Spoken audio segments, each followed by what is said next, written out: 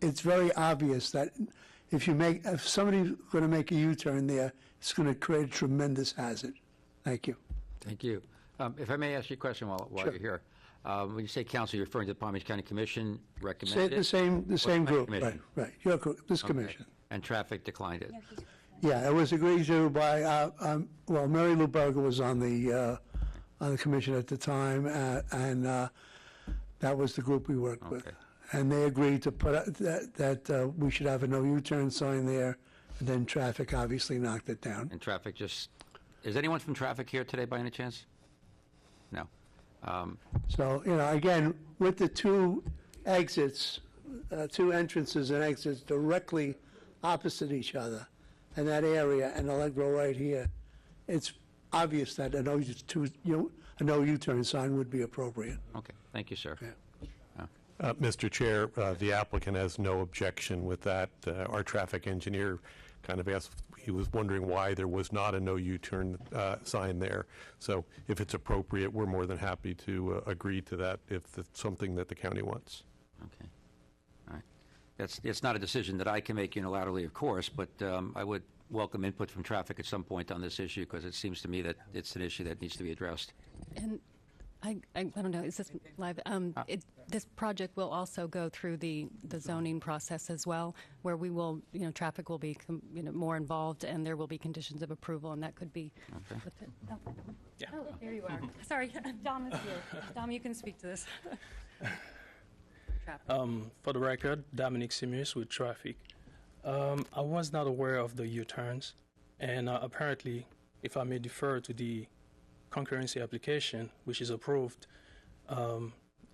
I don't think that should be implemented because based on the operational analysis that was conducted, the intersection will be operated at acceptable level of service, and all the approaches would be operated at level of service A. That should not be implemented, to my knowledge. Okay. All right. Thank you. We have another comment card, Mr. Bob Sklar. If you'd like to speak, please come up to podium 1. Good morning. Thank you very much. I represent Valencia Lakes Homeowners Association. I'm on the board of directors. And our concern is certainly not with the project itself. It's concern similar to something that Marvin was talking about, the ingress and egress and traffic around our intersection. We have requested, as we did with Allegro, to have a second exit with a crossover from the exit so that traffic can cross over Hagen Ranch Road and come south on Hagen Ranch Road, instead of having the ingress only so that any ingress coming from the northbound side can turn in there rather than coming to the traffic light. We're concerned with tractors and trailers coming in. I believe there's just a 60-foot ingress at the facility, and there's a concern that we have certainly about the longer traffic traveling into the ingress at the traffic light area. We understand we have a U-turn or a left-hand turn lane coming in, but that doesn't prevent any tractor trailers or larger vehicles or any backup of traffic coming in from extending into Hagen Ranch Road directly across from our exit. So we have requested that the second exit, which is north of the entrance, be allowed to have a crossover so that traffic coming in and out of the community can travel into that ingress also. Okay. Thank you. Very good. Thank you, sir. Okay, we also have one other comment card from a gentleman who... I'm sorry, I might add. Oh. One of the concerns I understand the traffic department has is having crossover traffic going into inbound traffic on the northbound side in the second exit. If you take a look at the community that's being built right now down on Atlantic Avenue, the Luna community, they have the exact same situation where traffic is allowed to go eastbound from the Turnpike area and turn across Atlantic Avenue directly into that community, and that's one of the highest traffic areas in the market in our communities. So it's not a very good reason not to do something when you see what's happening in that area. And if you live in that area and drive by it, you'll understand what I'm talking about. Mm-hmm. Thank you. Thank you, sir. Okay, we have one other comment card from a gentleman who 4 of us can't quite figure out the handwriting, but it looks like Gideon Bernard or Bernal. something along those lines, who was in opposition but did not wish to speak. So that concludes the comment cards. Is there anyone else that had a comment card that may have gotten missed that didn't get submitted? Okay, fine. Thank you. All right, at this point, I'd like to look to my fellow commissioners left and right if anyone has any questions for the applicant or the county. All right, I'll start with Barbara, then we'll work down the side. Good morning. Yes, thank you, Chair. For Mr. Hearing, if I might ask. Thank you, Don. Good morning, Barbara. Good morning. Good morning. Don, just a couple of issues about design. I understand the county's desire, and you were able to design something that had varied heights, and you did that by doing 2 and 3 stories. Am I correct? It varies in height, but yes, we tried to transition the ends of the building down to a 2-story side. Can you tell me how people get up to that 2nd and 3rd story? Everything, there's multiple elevators throughout the facility. Thank you. So they're Coulter. Thank you very much. No one said, well, gee, we're not 4 stories, therefore we're not putting in an elevator. You're doing that with 2 and 3 stories. Right, and all the corridors are air-conditioned, multiple elevators, and access throughout. I thank you for that clarification. You're welcome. I appreciate it. That's all. Thank you, Chair. Looking to the right, Ankar? Quick question for staff. Allegra was institutional, so it was zoned at 8 per acre. Is that how they built it, or was the amendment allowing them also go higher? I'll answer the question. I did Allegro many years ago. It is a beautiful facility. They're at 140 units, which is the 8 units to the acre. Got it. And then on the CLF designation, 12 is the max that they can go to? It is. Okay, thank you. Penny, Dagmar, anything? No, thank you. Okay. The other end down here, let's start with Brian. Nothing? John? No questions. Great presentation. Thank you. Lori? No questions. I just had one quick question. From looking at the diagram that you had of the site plan, and the fact that it is an independent facility, is there adequate parking? There is. It's very well parked. We're parked in excess of the code, and then we have a number of areas that are green on the east side of the site, which is where we don't anticipate that we would need parking, but in the event that we do, we have the opportunity and have a spot to add it. I mean, my only question is, in theory, if it's an independent facility, 256 beds could be 200 vehicles. Not likely, but... Right. We'll have a total of 210 rooms or units, so about 78% will be single occupancy, about 22% will end up being double occupancy. We would find that really that you don't have that many cars. Allegro has a number of independent units within their facility, and what happens is sometimes people will bring a car because they want to have the car, Sure. but then they don't use the car and then they get rid of it. So that's something that we'll manage through the leasing process because we do provide that transportation to the malls and to the doctors and to services for our residents. And you're anticipating staff of, I would say, at least 100 people, probably 120? No. Staff would be, this is a lower level of acuity. We will have a very robust staff because we will have a lot of amenity and lifestyle programming dealing with healthcare, healthy lifestyles. We'll have our dining and wait staff, housekeeping staff. Of course, they're come in and out at different times of the day. Sure. But no, I would think that we would have probably 25. Really? Yeah. So it's not a medical model. We provide personal services and housekeeping, but it's not. We don't have to have nurses 24/7 on site. Got it. Okay, thank you. So no other questions? Entertain a motion? I'll motion to approve the application with the conditions proposed by staff. Thank you. From Commissioner Vinegar. Second from anyone? Second, Penny? Got it. Any discussion amongst the commissioners? Wow. Okay. In that case, I'll call the question. May I have a roll call, please? John Carr? Yes. Barbara Roth, Yes. Penny Pompey, Yes. Dagmar Bras, Yes. Angela Van, Yes. Encore Patel, Yes. Brian Stenberg, Yes. Lori Bindeker, Yes. Rick Stopit. Yes. Motion passes. Thank you very much. Okay. Moving along now, we have the text initiation on the proposed text amendment. Stephanie is on vacation.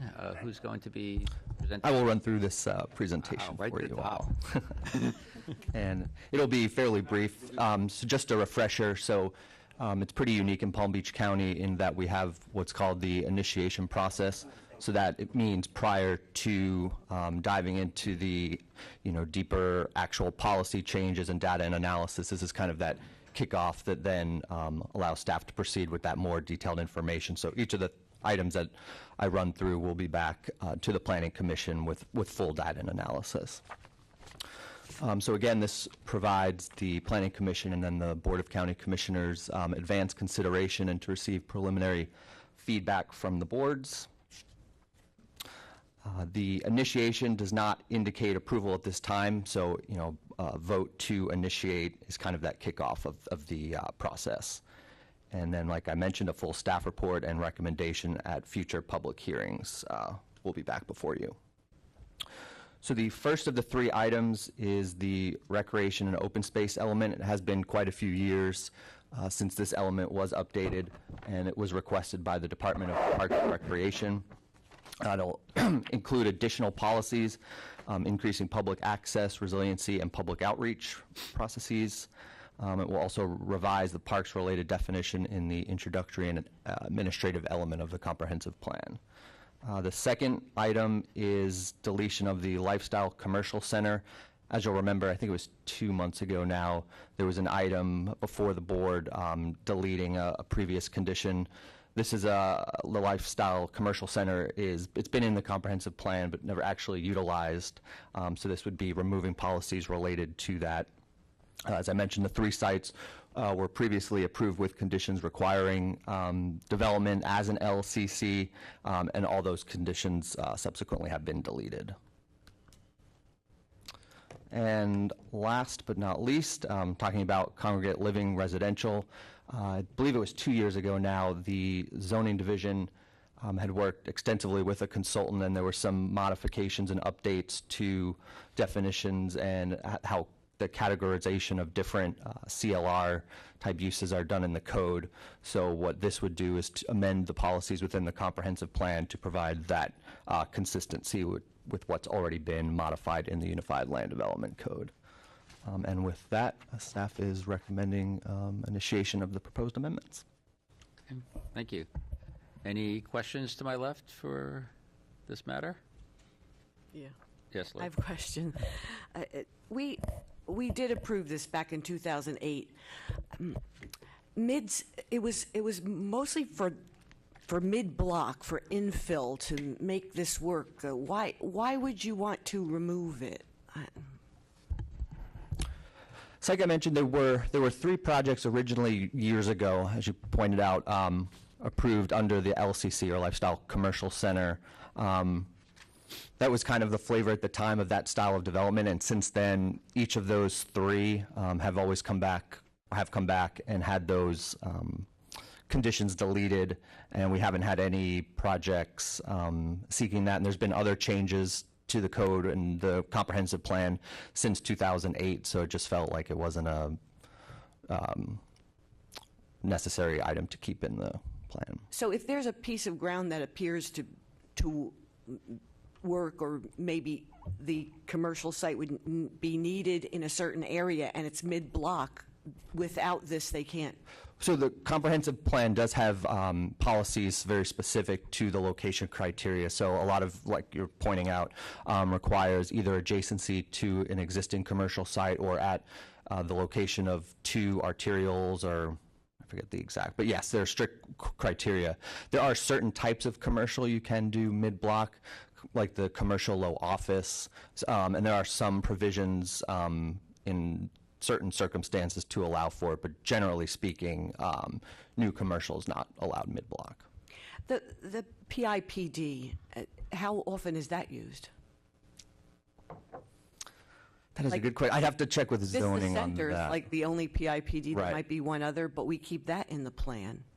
I'd have to confer with zoning on. You know, we keep that in the plan. So I'm just wondering, why would we remove something that might be helpful in some area for if they do work with the rules and the code for that, for an LCC? Just, it's not, I wouldn't be opposed to it, to initiate it, but we have to think about it, and it may be useful, look at where it might be helpful in certain areas. Sure, and when we dive into this further, we'll bring that back and get into that more level of detail when this is back for. Thank you. Sure. Thank you. First of all, can you tell me what a PIPD is? Oh, it's a planned industrial park development. That's what Vista Center is. Okay. And there's not too many of these. Yeah, Vista. Yeah, and there's not too many of these in the county at all. There might be just one other one out by 20 Mile Bend. I'm not quite sure, but there's very few here. Okay. My other question is, under the parks paragraph, what is resiliency? It says increase access, resiliency, and public outreach. What is resiliency? I'm not exactly sure what parks, in terms of with relevance to the parks, what they were to. Do you know? The Office of Resiliency. It might be nice to have the Office of Resiliency come here and give a 5-minute explanation of what this fairly new department is. It would be really helpful. So from what I read, the use of resiliency is used very broadly, being that it's intended to be for environmental resiliency, economic resiliency, kind of social resiliency even. So it's touching on a lot of different points within the ROSE element itself. So it's not a specific answer, but it's a very broad use of the term resiliency in this So basically, example. I guess they're talking about resiliency as far as it will survive in the long run, sort of. The idea. Probably a good way to characterize. Okay, the idea is okay. My next question is: it wasn't in our backup material, but regarding the third. The third paragraph regarding the CLRs, the congregate living residential. It wasn't here, but on the slide, you mentioned 3 stories. Are we going to be looking at heights of buildings? I mean, why was 3 stories? Or did I not see that? It said 3 types. Oh, no, I'm sorry. That was the way the different categories of congregate living facilities, this was referencing a type 3. So it's not a height, it's Okay, a not a height. classification. I thought Correct. I thought I saw the word stories. I'm sorry, No. type 3. Okay, then my last question is, when we do, have these projects that go before us, is there a rule or a line of measure on how tall can you build a building in the county? I mean, I'm sure further east they can go higher, but as we go further west, our area has always, fought for 3-story buildings, 35 to 38 feet, but now we have buildings coming in that are 50 feet. Was there a change in the code, or is this something that was always allowed? The applicant just had to request it. And also sometimes the applicant gets a little, they like to bring in the fact that we have an 8-story, hospital in the area, or they just built a school and the architectural details go up to 50 feet. Where does the county stand as far as height in the area? Sure. So height isn't really spoken to in detail at all in the comprehensive plan, but the regulations do live in the Unified Land Development Code. Through zoning applications, they'll assess that. As a rule of thumb, 3 is kind of a traditional, what is usually allowed by right, and then you can go higher, but each floor of additional height requires additional setbacks. So you can go higher, it just has to do with the positioning of the building on the property. Okay, I do get that as far as the setbacks, but are the setbacks adequate? The buildings, the 8-storied hospital and the 50-foot middle school that are out there right now, they do have hundreds of feet that they are set back off of a major thoroughfare. But we have something coming, we've already approved it, but it's something coming down the pike, which I think it's 70 feet off of Boynton Beach Boulevard at 50 feet. Is that adequate as far as a setback for that height of a building? Is that the rule?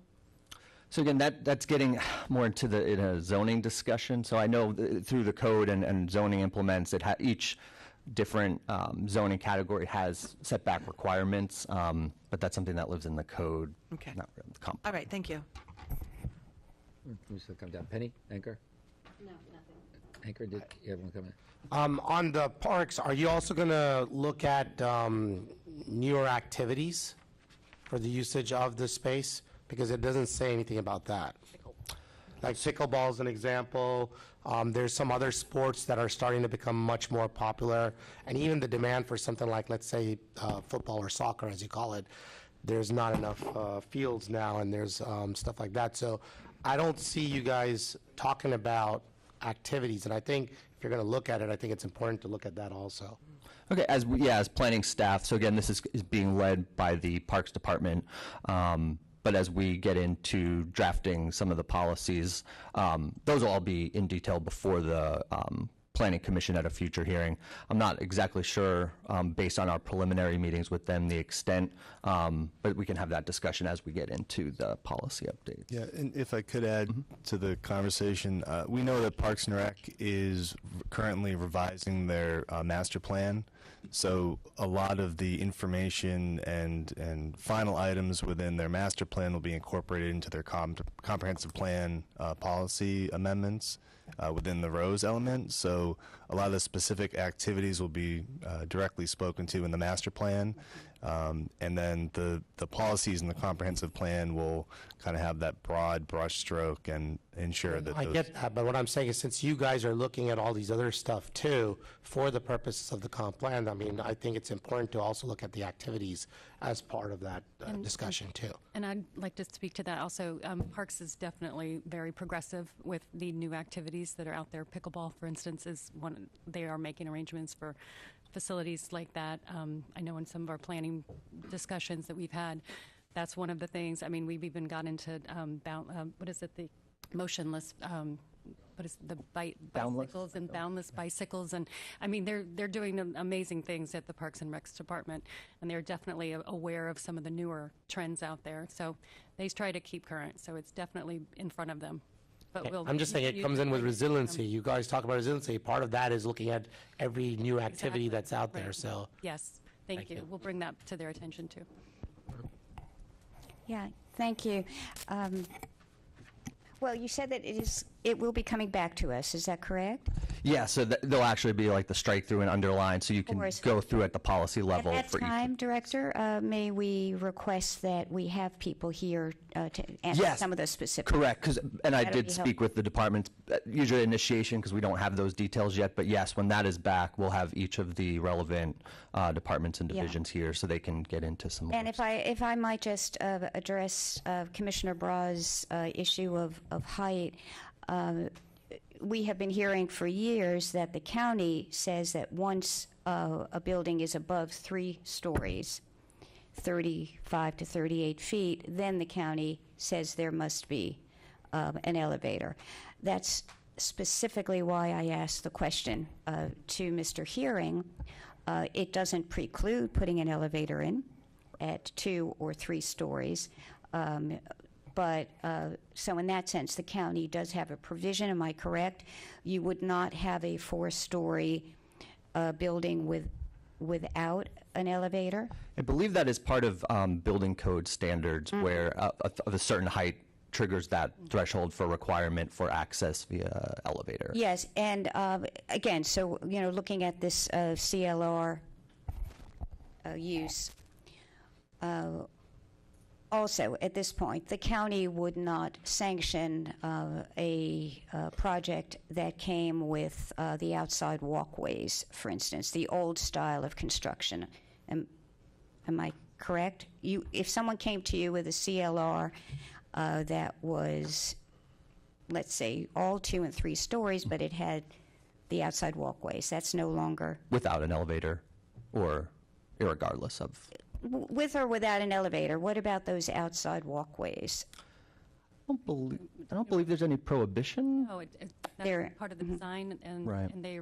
But in reality, nobody seems to be doing that because of weather and all of that. So, but nothing, again, as we saw in this project, precludes an elevator in a 3-story building. Correct. Correct. Thank you. That's what they choose to do, yeah.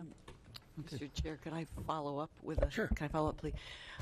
First of all, we're really concerned about the Live Local Act, because when you're creating the height, you know about that, I guess you're looking into that and all, because with the height, then if they do, there's a certain part of that if within a certain number of feet of another building, then they can go up to a certain height. It's like, that's a problem. So Live Local Act is something that it appears it's going to affect us unless we can do something in the next legislative session to fix it.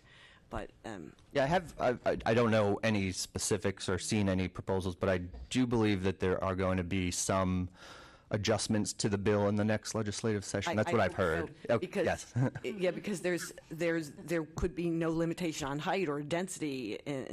Yeah, there are some things that weren't There's very issues. clarified in the legislation. So. The second thing is that, I'm on the LDRAB as well, and we have subcommittees. Sometimes before it comes to the LDRAB, sometimes there's a subcommittee, like we had landscaping and different types of subcommittees. This might be something, I know the planning, we don't generally do this, but with something that's so vast and involved and as this recreation open space, maybe some people would like to there might be a subcommittee for this to work with the Parks and Recreation off of the actual planning commission. But the alternative might be, since we have so many different people up here that have diverse backgrounds that can assist with this, perhaps this, before it comes to a transmittal, that we have another little follow-up discussion before it actually goes to train. Like if we get Parks and Recreation, the Office of Resiliency to come and all, it might be nice to have it before a transmittal. If I may, I've been working with Parks on this amendment. Parks is going through their own process. The comprehensive plan for other county departments is a place for them to enshrine their requirements as part of their overall process. Parks is choosing to update because they have not had an update. They've been working through a 20-year master plan. They're the better part of halfway through it. It's time for them to update their stuff. They have talked about updating their things through their own process, updating their own documents, as we'd already talked about. They have a process where all we will ultimately do is reflect what they ultimately conclude in our plan and update the plan accordingly. This is more of a place to park the requirement for the purposes of getting recreation requirements on future developments and so forth. That's really what it is. This isn't a workshop to figure out what the standard is for a park. This is what's the level of service for a park and how are we going to go forward and plan the next 20 to 30 years of parks for the county. That's all. Okay. Thank you. Great. Thank you. All right. We need a motion to move this along? Oh, I'll motion. Would somebody else like to make the motion? I'll motion to initiate the amendments that staff has recommended, Thank the you. comprehensive plan amendments. Thank you, Lori. Second, please. I'll second it. Thank you, Ankur. Any further discussion? Seeing none, I think we just go with a voice vote. All in favor? Aye. Aye. Anyone opposed? Thank you very much. Okay, that concludes the regular agenda. Any comments from my fellow commission members? General comments at all? Nothing to my left? Nothing to the right? Thank you. Executive Director? No, thank you, staff, for all of your hard work on this, as always. As always. And also wanted to let you all know that if those that don't, that our South County Building Division office is now open. So for those of your constituents or those you speak with, we have now a branch down at the South County location for certain services. So cool. Just Can you tell the exact location? it's at the South County Governmental Center. On Congress? Administrative Yeah. Complex at 345 South Congress Avenue. Perfect. So Excellent. Great. Excellent. Thank you. Anything from our county attorney? Nope, no further comments. Nada. You were very quiet today. Thankfully, yes. Planning Director? Just to note, so last month there were no items, so Planning Commission was canceled, but we do have 3 items for September and 4 for October. So That was like, to make that's- sure that we'll was be having gonna those be my meetings. question. So we'll actually have Yes. a busier agenda coming forward. Okay, Yes. good deal. Good. Seeing nothing further before the commission, a motion to adjourn. So moved. So moved. All right, everybody, enjoy. Thank you. Thank you. Thank you.